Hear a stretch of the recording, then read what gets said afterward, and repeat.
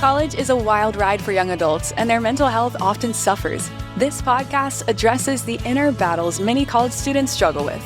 You're listening to Normalize It Forward, where we have raw, unfiltered conversations about young people's biggest mental health problems, how to handle them, and how to achieve a more resilient mind.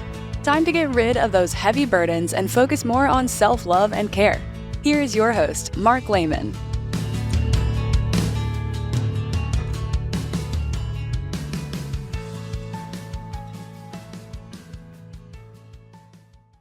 Hi, everybody. Welcome to Normalize It Forward, the podcast that openly talks about mental health and wellness. Today, we are here to welcome Spency Lacey Ganus, who is an actress and voice actress. Two of her roles that she's known for are through Comedy Central, South Park as Ike, as well as Elsa in Frozen.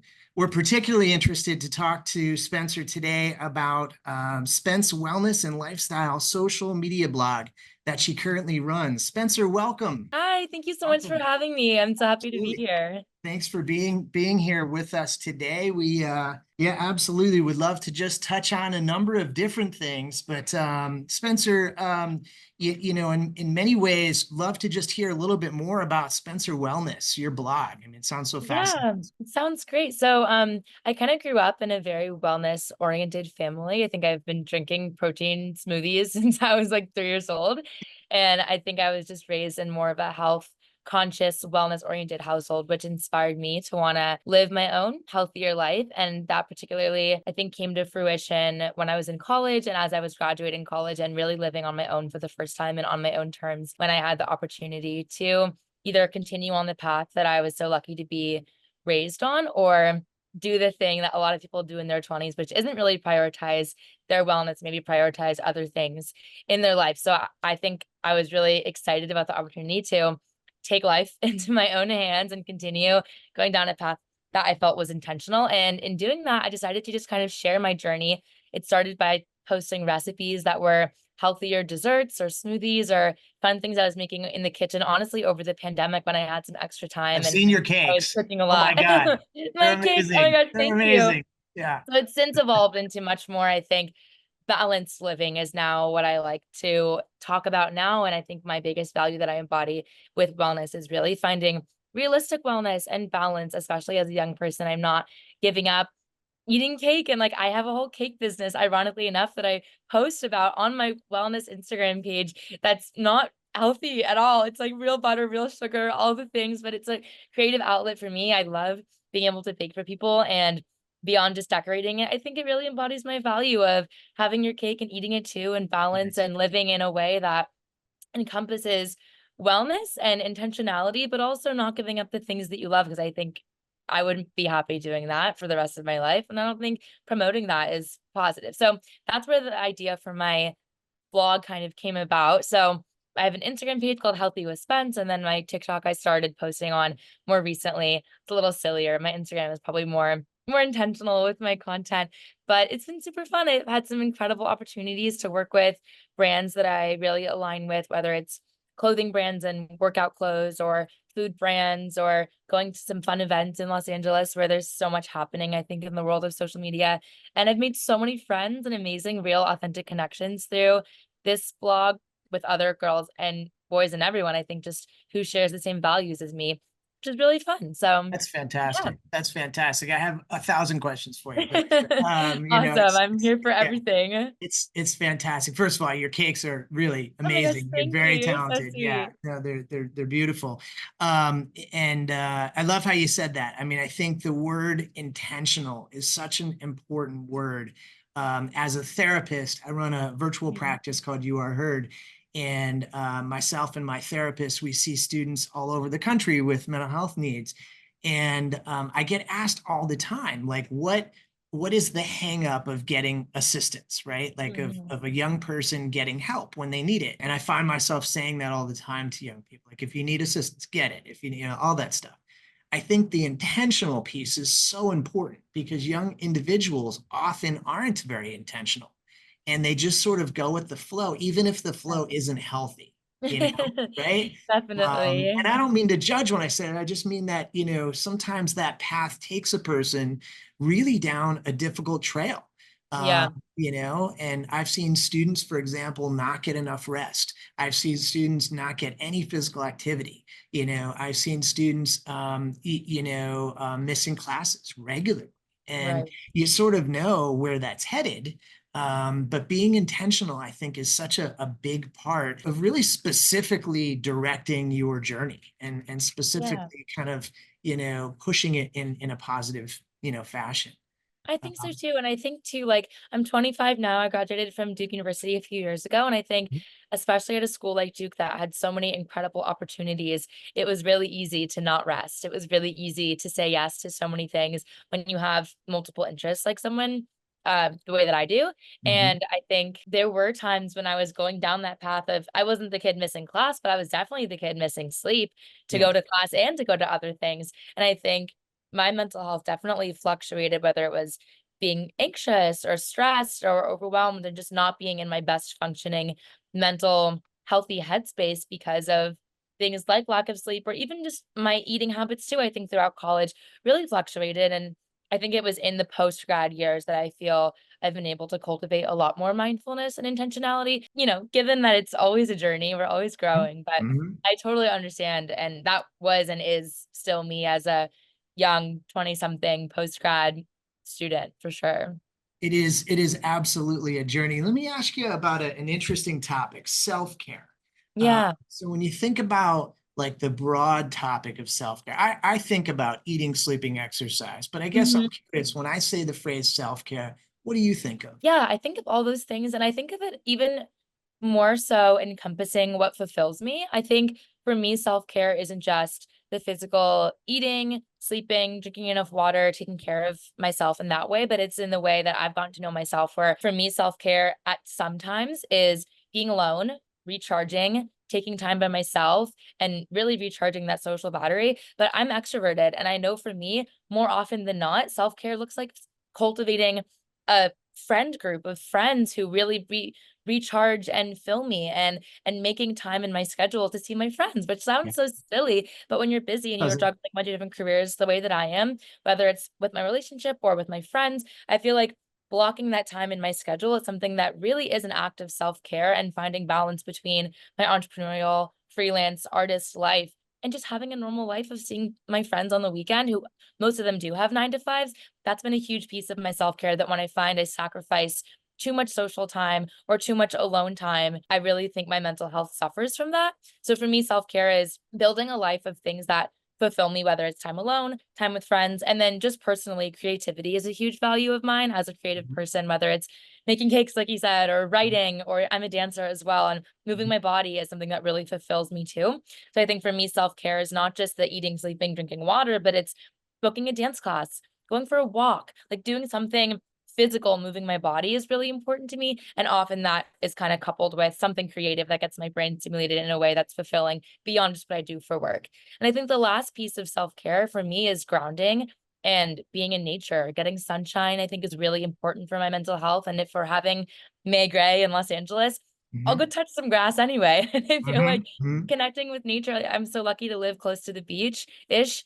And I think for me, going to see the ocean and just being in nature, seeing trees, getting fresh air, like something as simple as just going out on my patio for even 10 minutes, just in the middle of my workday. I think self care for me really encompasses beyond just the physical things you think of when you think of wellness and well being, but also building that life of things that recharge you and fulfill you, whether it's friends, alone time, being in nature, creativity, or moving your body. Yeah, yeah. No, I mean, you've clearly learned a lot over your teen years, and I think developed into a person who knows what she needs. And like you said, life is a journey. It doesn't matter how Yeah. old you are, you're continuing to learn all of that.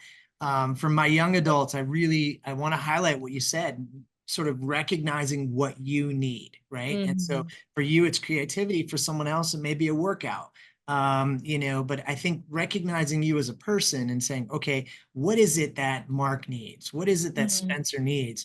And making it happen, even if it's like simply getting outside, getting some fresh air, getting a walk in, but really recognizing, hey, if I don't do this, somehow I'm impacting myself negatively. Right. 100%. And sometimes it builds up and you don't have time for certain things. And then you realize, oh my gosh, or for me, like even something as simple as like, I haven't seen a friend all week. I'm like, why am I sad? Why am I feeling lonely? I should just call a friend up. If I can't see them in person, just like, make a connection with someone. If that's what feeds me and that's what I need, just do it. Take the time and make the time to do it. But sometimes it's easier said than done. And I think also at different times your needs can change, like you said. And for me, my needs really change too. And checking in with yourself and like being on that journey, figuring out what you need at this present moment, I think is really another factor of self-care, is like spending time with yourself and getting to know yourself and what you need and what's best for you in the present moment. It's huge. It's huge. Yeah. So let me ask, because you're at an interesting age in that you're out of college, but I can still consider you a young adult, Yeah. mid-20s, and approaching, getting into your career, right? And really spreading your wings and kind of getting Mhm. into that age bracket where people start thinking about relationships and families and all that stuff. And I guess I'm wondering, like, when you think about young adults today and the mental health of young adults today, so Mhm. anxiety and depression in particular, anxiety and depression right now are at an all-time high. Uh, Yeah. in anxiety in young adults and depression are, the statistics are through the roof. I guess I'm wondering, when you hear me say that, why do you think that is?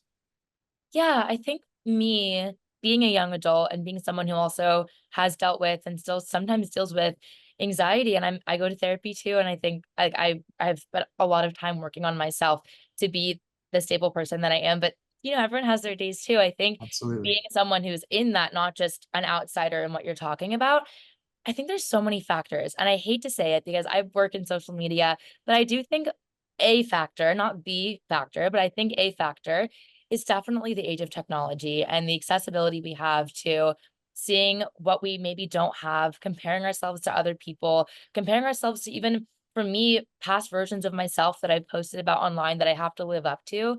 That's like a very niche thing for me, but I think that really affects my mental health, is living up to this standard that I've seemed to create online of this person who embodies wellness. Well, what if I'm not feeling so hot one day? Like Mm-hmm. suddenly am I not embodying this thing that I'm promoting, and am I inauthentic and spiraling in that way? And I think technology just really, it has a big effect on all of us in some capacity, positively connecting us to incredible sources of information and being a creative outlet. And I've seen, I think, more positives than negatives from social media, just being in the field that I'm in, like Sure. I said, intentionally. But I do think it's taken a toll on my mental health at many times.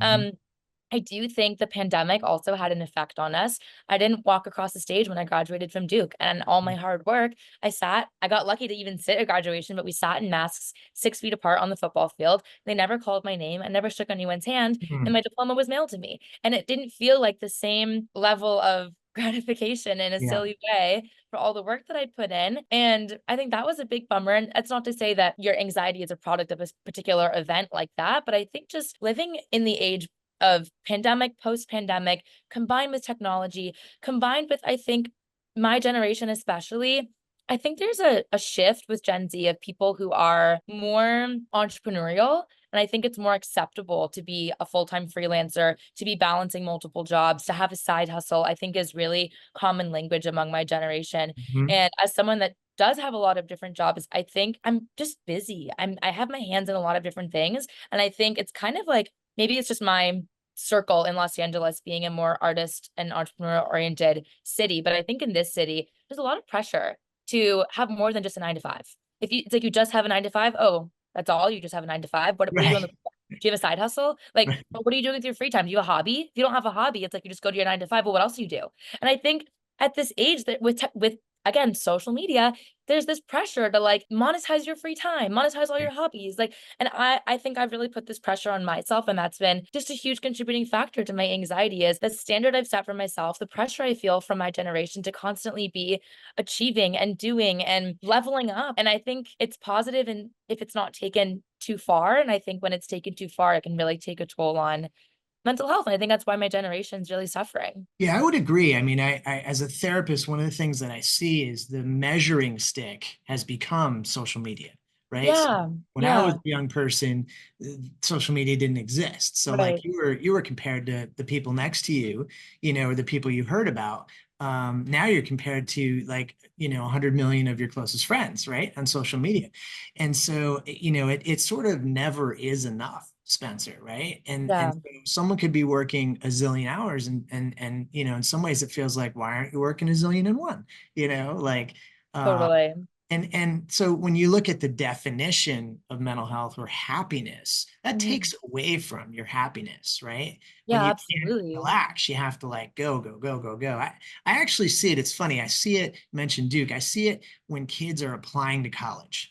Oh my Okay. gosh. I And work in college admissions as one of my million jobs, and let me tell I you, did see that. it's Yeah, yeah. crazy. Essay writing and all that stuff. So yeah, and it's and like for me, 4.0 used to be like the highest, right? And then it went up to like 4.3, and now it's 4.6, and that's 4.8. And I'm like, when 100%. does it stop? At some point, you sort of say, okay, this is a person who's obviously intelligent, obviously doing well in school, but they're not, at the top of their game. And everybody seems to be trying to get to that top, which is Whatever the top definitely even is. it's a Yeah, pressure cooker. And the totally. funniest part is when kids get out of college, and you probably know this to be true because you've been out for a while now.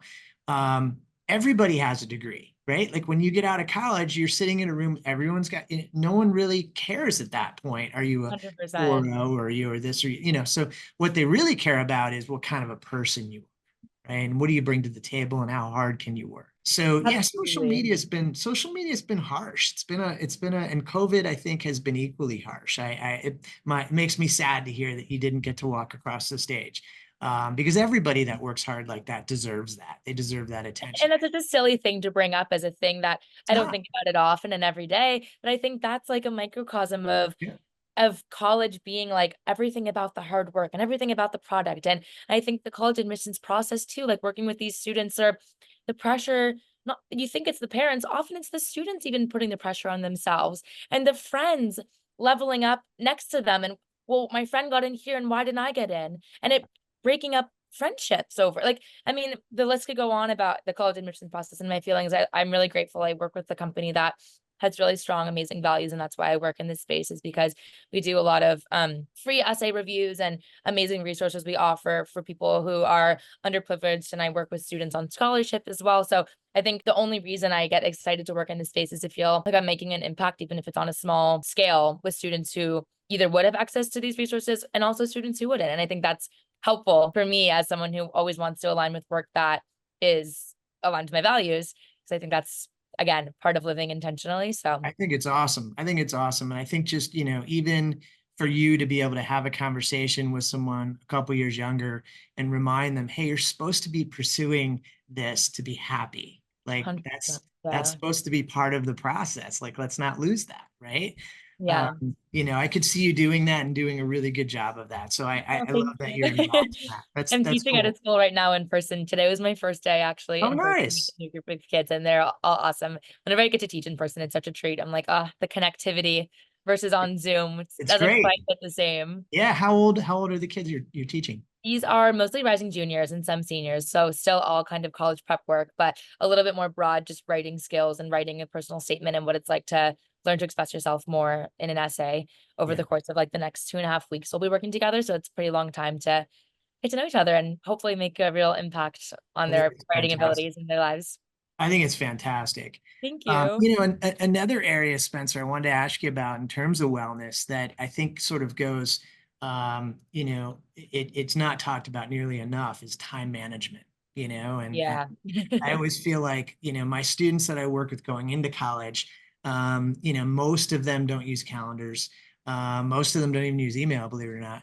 Oh my Uh, gosh, so yeah, right. So I that's say crazy. that, That's a look, generational divide for sure. we gotta change some things here, but to introduce them to that and then to link it to, hey, the more management you use, I believe the more you can drive your anxiety down because you kind of Yeah. know what's coming. I guess I'm curious, what are your thoughts about time management? How's that I impacted you? totally agree with what you said about minimizing anxiety. I think if not for my calendar, I use just the iCal app because it's on my phone and my computer, and I cannot imagine what I would do without my calendar. My having as many jobs as I do, and still trying to have a social life, and still trying to take time for myself, I could truly not function without without my calendar, and honestly, without reminders. I feel like I'm the kind of person where even talking to you about scheduling this Zoom interview, if I don't respond to a text right away and I open it, I forget about it. And that's just the truth about myself. And again, like the more you get to know yourself, the more you know what tools you need. So for me, I use my notes app religiously. I always have a to-do list and I check things off, and every day I know what I'm doing.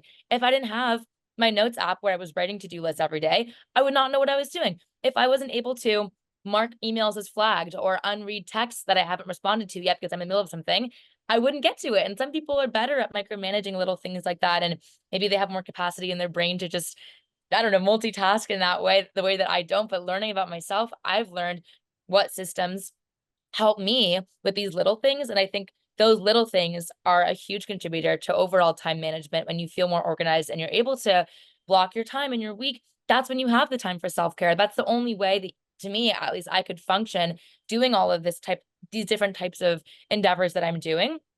And I've even imparted some of this idea of organization into my students that I work with. Like I use organizational platforms like Notion. I don't know if you've ever heard of that one, but No. it's like an online software that is kind of like a Google Drive meets the Notes app shared feature, meet Nice. like a co-workspace. Mondays similar, or Asana, like all of those kind of workspaces. Mhm. But yeah, I use Notion to help my students stay organized. So they always have a to-do list. They know what our Zoom link is. They know when we're meeting. They know what their homework is and what my homework for them is. And I think organizational systems like that for all of my businesses to manage my time are just absolutely crucial. And I Huge. think I'm still, it's a work in progress for me. I think I'm still a work in progress in every way. And there's days when I do get stuck scrolling sometimes. I start looking for inspiration and then I end up on my phone for an hour and I'm like, oh my gosh, that wasn't part of the plan. Let's readjust.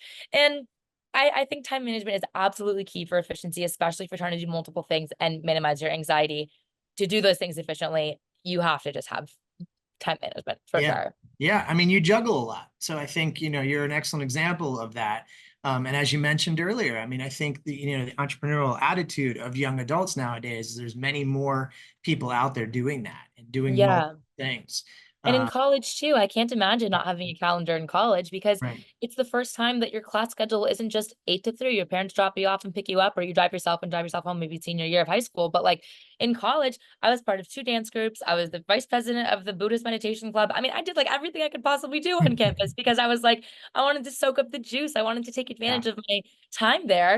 And if I wanted to go to a party with my friends, but I had a midterm due, I wouldn't have known my midterm was due if it wasn't on my calendar. And I think finding those organizational structures sooner rather than later. In high school, I even had a calendar. I had a crazy agenda.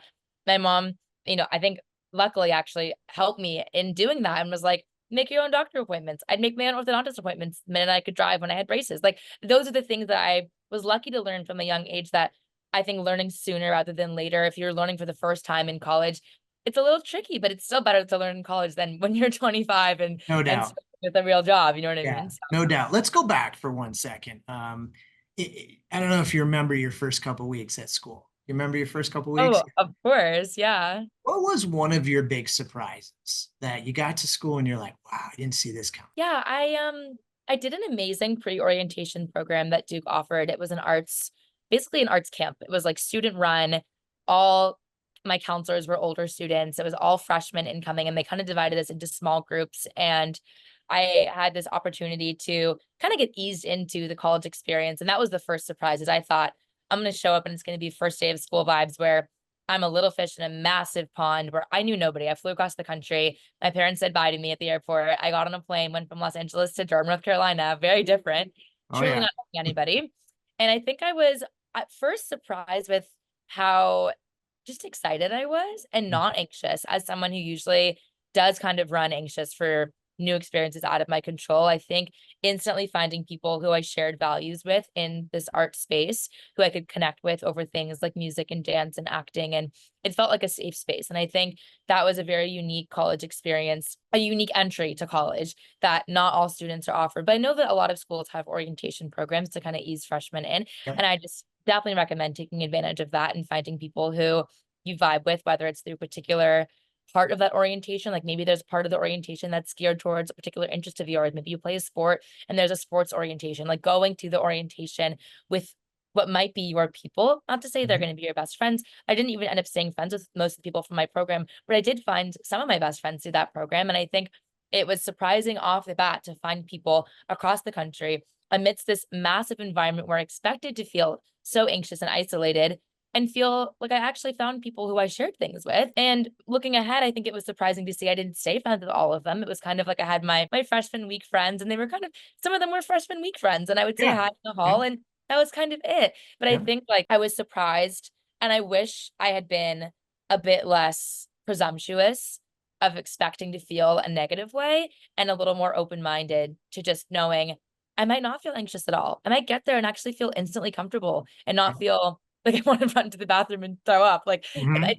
that was not something that I ever thought would be an easy transition. And I think had I been more open-minded, the plane ride over would have been a little less A little easier, a little scary. easier. So Okay. yeah.